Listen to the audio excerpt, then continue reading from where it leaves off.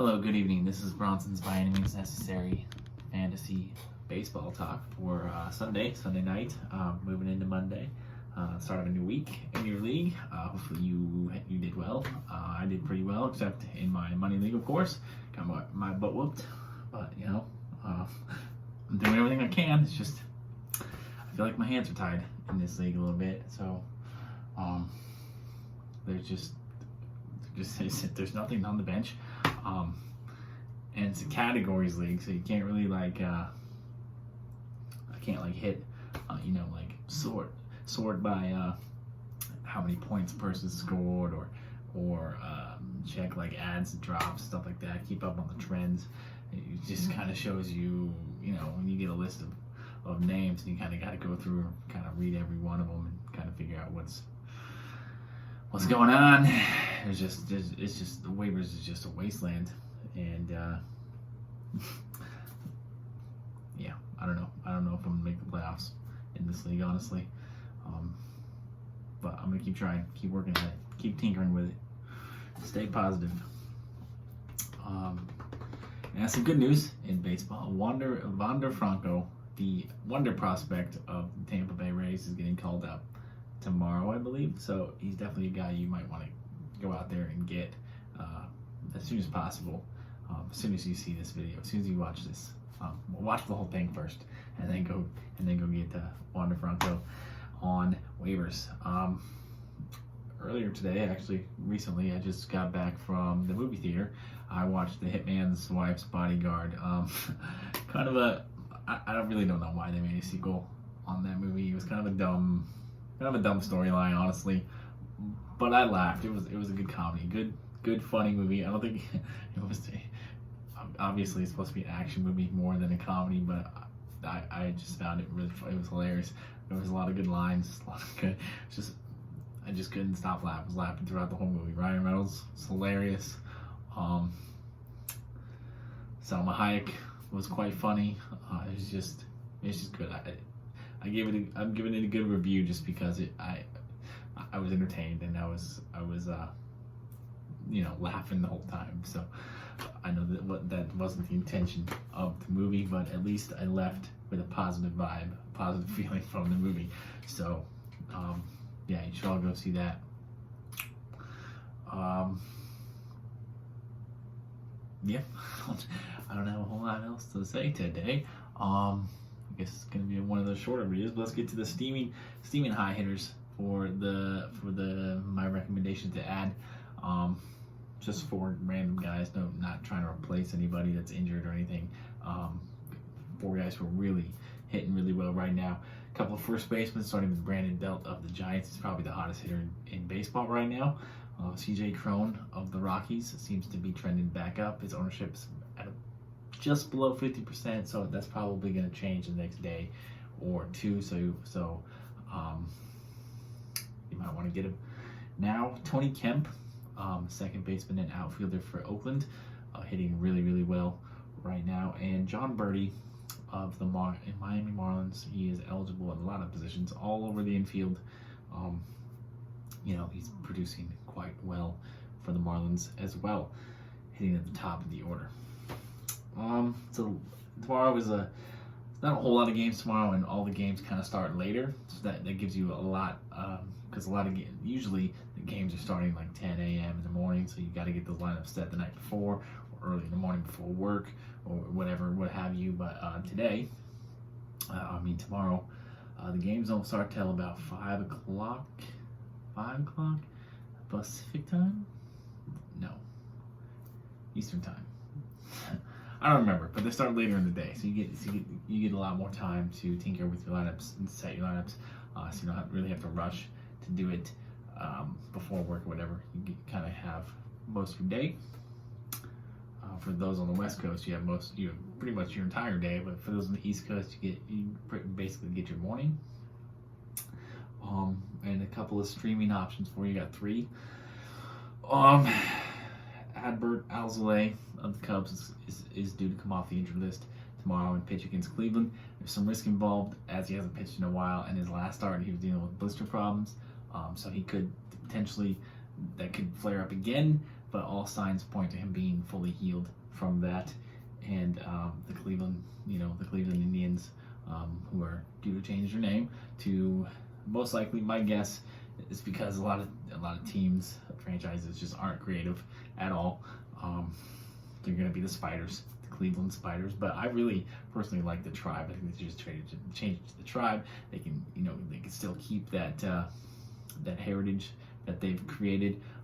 And besides, a lot of people call them the Tribe right now, anyways. I don't think Tribe is nearly as offensive or in any way offensive to anybody. So they should just be the Tribe. The Tribe's a cool name. I like the Tribe, but I'm gonna guess my money's on the Spiders. But anyways, yeah, Cleveland. It's already been no hit twice this year. They can't individually. They got some decent hitters. Got some guys who are hot right now, but collectively, they're one of the worst teams out there offensively. Jake Odorizzi of the Astros at the Orioles. Jake Odorizzi has looked pretty good in his last couple starts. It looks like he might finally be healthy. We know from his past that Jake Odorizzi, decent pitcher. He's probably not a guy that you want to be carrying season long, but in game-to-game streaming formats, Jake Odorizzi can definitely be useful, and tomorrow is one of those days where he can be useful. And lastly, I really have no evidence to back up this pick. I just have a hunch. I just have a feeling that he's going to have a decent day. So Merrill Kelly of the Diamondbacks at the Brewers, or versus the Brewers. Sorry, he's at home in Arizona. I don't know. I don't expect you to trust me on this, and I probably wouldn't trust me if I was watching either. But I just wanted to get that third option out there. I kind of like Merrill Kelly tomorrow, and I can't really tell you why. I just do. So if you're really desperate for a streamer on Monday, which you shouldn't be, but if you want to jump out, take the risk, jump out to that early lead. I like Merrill Kelly. That's really all I have to say on that one. Man, it's really hot in here. It's a really hot day today. And congratulations to the Atlanta Hawks for getting to the Eastern Conference Finals. I definitely didn't see that coming. I can't believe Philly blew it. I don't understand why they have all that talent, and yet they continue to underwhelm, continue to underperform. It's always the coach or management who gets held accountable. I think at some point these players have to be held accountable. Ben Simmons most specifically, because he was absolutely awful this whole series. And congratulations to the Suns for winning Game 1 in their series against the Clippers. It's looking, well, I guess it's still early, but my money is on the Suns and Bucks finals. It's looking like, the Bucks somehow might, I think the Bucks have really good odds of winning the championship this year. So those moves they made in the offseason, even though I really think they really needed Bogdanovich, who ended up in Atlanta.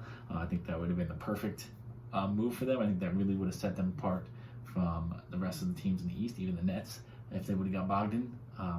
But they're still a really solid team who might get to the finals as is anyway, even without Dante DiVincenzo. So yeah, really been crazy playoffs. I don't know if anyone really could have predicted these four teams. I know I definitely didn't expect the Suns to get this far. I really didn't think they'd get past the Lakers.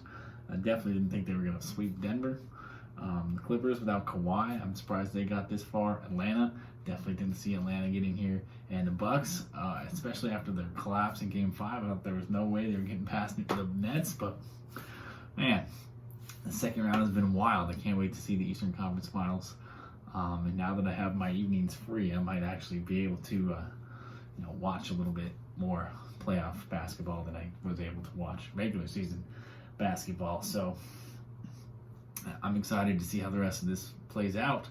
Oh, and last thing, we finally had our draft lottery in my dynasty league, and I was I had the 7th best odds to get the number 1 pick, and I had no aspersions of getting the number 1 pick.